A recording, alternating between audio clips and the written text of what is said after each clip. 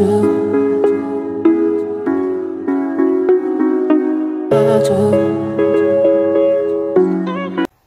menjadi unsur terpenting dalam tubuh manusia.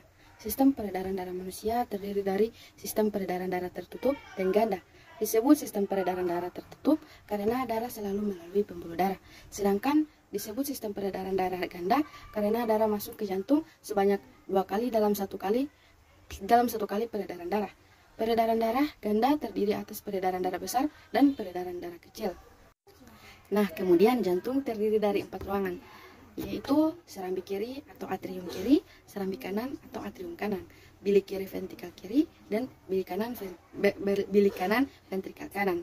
Serambi kanan memiliki fungsi untuk menerima darah kotor dari saluran tubuh, sedangkan serambi kiri memiliki fungsi untuk menerima darah bersih yang telah mendapat oksigen dari paru-paru.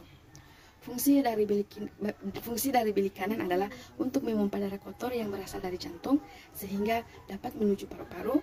Bilik kiri memiliki fungsi untuk memompa darah bersih dari jantung ke saluran aliran darah dan jaringan di dalam tubuh.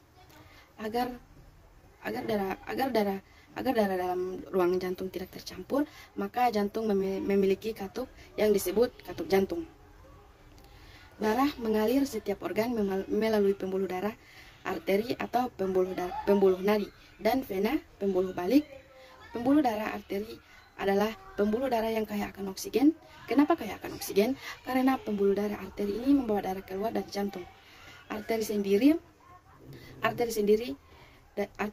terdiri dari 2, yakni aorta dan arteri pulmonalis.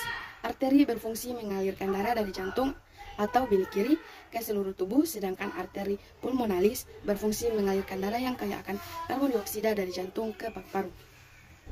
Sementara itu, pembuluh darah vena atau balik adalah pembuluh kaya akan karbon dioksida CO2 yang membawa darah menuju jantung atau kembali ke jantung, serta berfungsi mengalirkan darah ke seluruh tubuh.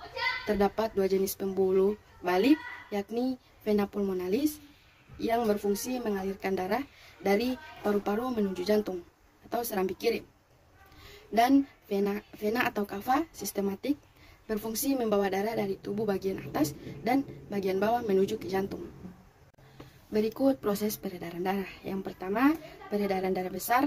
Peredaran darah besar adalah sirkulasi peredaran darah yang mengalir dari jantung ke seluruh tubuh dan kembali ke jantung. Diawali dari jantung, lebih tepatnya dari bilik kiri. Sel darah yang mengandung banyak oksigen dan nutrisi tersebut akan dipompa balik oleh bilik kiri melewati pembuluh nadi atau pembuluh aorta. Darah lalu akan diedarkan ke seluruh tubuh untuk memenuhi kebutuhan nutrisi dan oksigen bagi selimun sel di tubuh manusia. Setelah menyelesaikan tugasnya mengantarkan oksigen dan makanan ke seluruh sel manusia, tugas darah kemudian adalah mengangkut gas hasil pembakaran yang berupa CO2. CO2 akan dikirim melewati pembuluh balik atau pembuluh vena untuk kemudian dikirim menuju jantung serambi kanan. Yang kedua, peredaran darah kecil. Setelah dikirim ke serambi kanan, maka darah akan mengalami peredaran darah kecil, yaitu peredaran dari jantung menuju paru-paru dan kembali ke jantung. Tujuan dari peredaran darah ini adalah untuk menukarkan kembali karbon dioksida menjadi oksigen.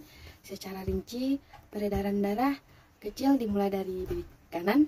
Darah yang mengandung karbon dioksida akan dikirim melewati pembuluh nadi atau arteri pulmonalis. Lalu sesampainya di paru-paru akan terjadi pertukaran antara karbon dioksida dan oksigen di alveoli. Setelah karbon dioksida ditukarkan kembali dengan oksigen, darah akan dikirim melewati pembuluh vena dan masuk ke jantung serambi kiri.